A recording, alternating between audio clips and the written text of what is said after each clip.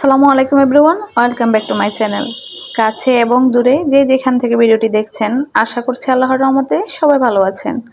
আমরা আলহামদুলিল্লাহ ভালো আছি। শুরু করলাম নতুন একটি ব্লগটা শুরু করেছিলাম আমি 20 তারিখ বুধবার সকাল থেকে।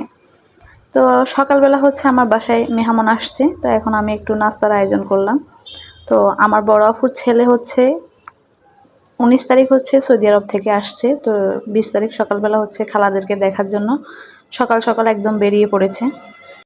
সকালবেলা হচ্ছে আমার মেজো আপুকে দেখে আসছে, তারপর হচ্ছে আমার বাসায় চলে আসছে। তো আমি সকালবেলা কি আর নাস্তা দেবো, হালকা পাতলা নাস্তা দিয়েছি। তো হচ্ছে ও কি নিয়ে আসছে সেগুলো একটু আপনাদের সাথে শেয়ার করতেছি। একজন বিদেশি যখন বাংলাদেশে আসে তখন মানে আত্মীয় স্বজন সবাই অপেক্ষা করে কে কাকে কি দিবে। আসলে এটা কিন্তু একদম উচিত না। যেমন ধরেন আমাদের পরিবারে অনেকগুলা মেম্বার, আমরা 6 বোন। তো 6 বোনকে দিতে দিতে হয়তো অনেকগুলা জিনিস দেওয়া লাগবে। তারপর হচ্ছে ওর দাদার পরিবারেও কিন্তু ও ছাড়া হচ্ছে 8 জন। তো তাহলে চিন্তা করা যায় কতগুলা লোকজন, তারপর আবার আছে বন্ধু বান্ধব আত্মীয় স্বজন আরও আছে। তো সবাইকে দিতে গেলে অনেক কিছুর প্রয়োজন।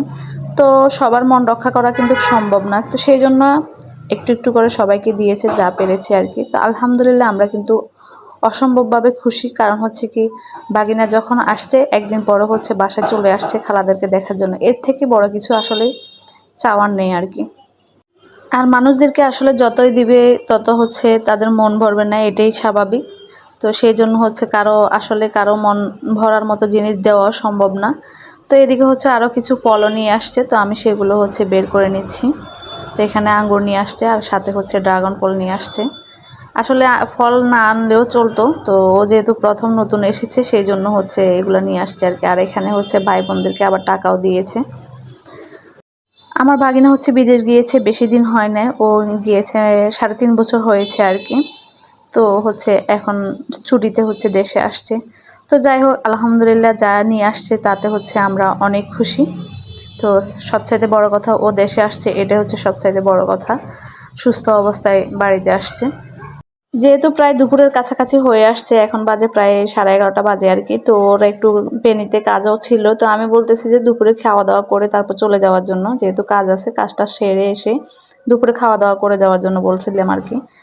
তো এখানে হচ্ছে আমি ইলেকট্রিক পাতিলে হাঁসের মাংসটা বসিয়ে দিয়েছি, আর এদিকে গ্যাসের চুলায় হচ্ছে আমি পোলাওটা করে নিয়েছি।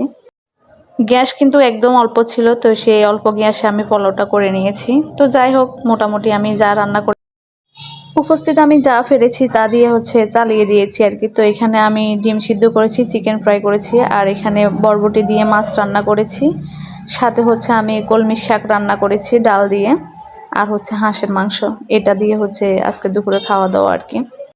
ছোট্ট একটা ব্লগ আপনাদের সাথে শেয়ার করলাম, জানি না কেমন লেগেছে আপনাদের। যদি ভালো লেগে থাকে একটা করে কমেন্টস করে যাবেন আর একটা লাইক দিয়ে যাবেন। তো আজকে এই পর্যন্ত, সবাই ভালো থাকবেন, সুস্থ থাকবেন, আমাদের জন্য দোয়া করবেন। আল্লাহ হাফেজ।